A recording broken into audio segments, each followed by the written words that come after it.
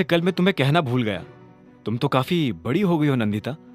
अभिनव please मुझे नंदिता मत बुलाओ, उधर से अलायना ने कहा। अभिनव उसके मुंह से यह सुनकर एक सेकंड के लिए शांत हो गया। फिर उसने पूछा, क्यों, तुम्हारा नाम नंदिता ही तो है। नहीं, अब नहीं है। जब से तुम गए थे तब से मेरी भी दुनिया बदल गई थी। अब दुनिया की नजर में मैं नंदिता नहीं, अलायना हूं। जैसे तुम अभिनव नहीं, टाइगर हो। वैसे तुम अभी क्या कर रहे हो? अगर फ्री हो तो मेरे घर आ जाओ, अलायना ने कहा। यह सुनते ही अभिनव के होश उड़ गए। अलायना ने जब अभिनव को अपने घर बुलाया तो वो हैरान हो गया। उसे समझ नहीं आया कि वो उसके घर जाने के लिए हाँ कहे या ना। जब अभिनव कुछ सेकंड्स के लिए चुप रहा तो आखिर में अलायना ने पूछा, क्या हुआ अभिनव? हाँ या ना, कुछ तो कहो। अभिनव को एहसास हुआ कि अलायना से कुछ भी छुपाना उसके लिए अच्छा नहीं होगा, इसलिए उसने अपना गला साफ करते हुए कहा, अलायना, मेरी शादी हो चुकी है। इस वक्त अपना घर छोड़कर तुम्हारे घर पर आना अच्छा नहीं लगेगा। अरे शादी हो गई है? कब और कैसे? तुम्हारी शादी कैसे हो सकती है? तुम्हारी तो अभी शादी की उम्र भी नहीं हुई है। और भूल गए, जब हम छोटे थे तब तुमने प्रॉमिस किया था कि तुम सिर्फ मुझसे शादी करोगे। अभिनव अलायना की ये बात सुनकर मुस्कुरा रहा था। अलायना के तेवर अभी भी वैसे ही थे जैसे बचपन में थे। वो अपने दिल में कोई बात नहीं रखती थी। उसे सामने वाले से जो कहना होता था वो खुलकर बिना झिझके कह देती थी।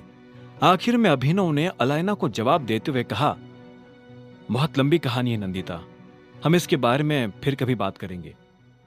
ठीक है, लेकिन फिर भी कल तुम मेरे घर आ रहे हो।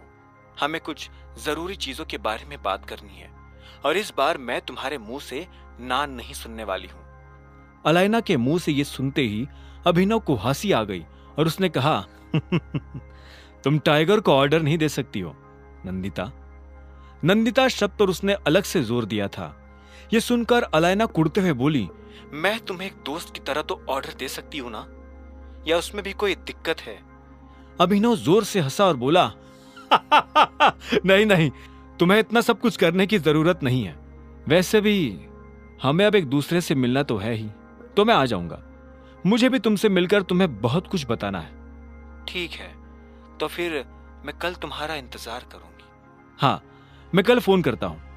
ठीक है, लेकिन तुम फोन रखो उससे पहले क्या मैं ये जान सकती हूँ कि तुम्हारी शादी किससे हुई है?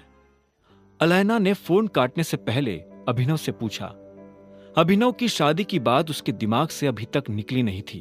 अभिनव यह सवाल सुनकर एक पल के लिए हिचका और आखिर में बोला, अनन्या सिंह।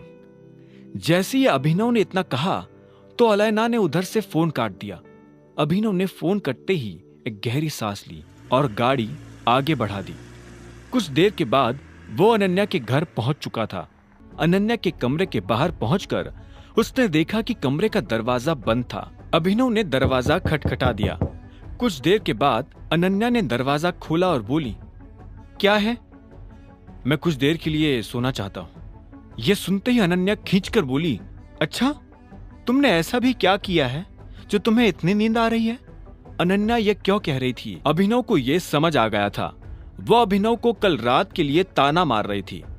अभिनव मन ही मन उसका चेहरा देखकर मुस्कुरा रहा था, लेकिन बाहर उसने दिखावा करते हुए कहा, अनन्या, बात समझने की कोशिश करो। तुम क्या चाहती थी कि मैं उन लोगों से जाकर लड़ाई करूं? मैं इतने सारे लोगों से अकेले कैसे लड़ता? आखिर में अनन्या ने गुस्से में अपने कमरे का दरवाजा लगाया और अंदर चली गई। अभिनव बाहर खड़ा होकर बस उस दरवाजे को देख रहा था। अभिनव फिर से नीचे उतरा और सोने के लिए नौकरों के कमरे में चला गया। वो पूरी रात जागने के बाद इतना थक गया था कि शाम को भी नहीं उठा। उसकी नींद सीधे अगली सुबह जाकर खुली। वो जल्दी उठकर कमरे से बाहर आ गया था ताकि हरदेव को यह भनक ना लगे कि वो नौकरों के कमरे में सोया था। अगर हरदेव को पता चल जाता तो अभिनव और अनन्या दोनों के लिए मुसीबत खड़ी हो सकती थी। जल्दी बाहर आकर उसने अनन्या के कमरे का दरवाजा खटखटाना शुरू कर दिया था। वो दरवाजा खटखटा रहा था, लेकिन उधर से अनन्या कोई जवाब नहीं दे रही थी। ऐसे में जब उसने दरवाजे का हैंडल घुमाया तो पाया कि दरवाजा अंदर से लॉक नहीं था। उसने धीरे से दरवाजा खोला और कमरे के अंदर दाखिल हो गया। आगे की कहानी जानने के लिए देखें अगला एपिसोड सिर्फ पॉकेट एफएम के YouTube चैनल पर, और द रिटर्न ऑफ टाइगर के सारे एपिसोड्स को सुनने के लिए डिस्क्रिप्शन में दी लिंक से डाउनलोड करें पॉकेट एफएम ऐप।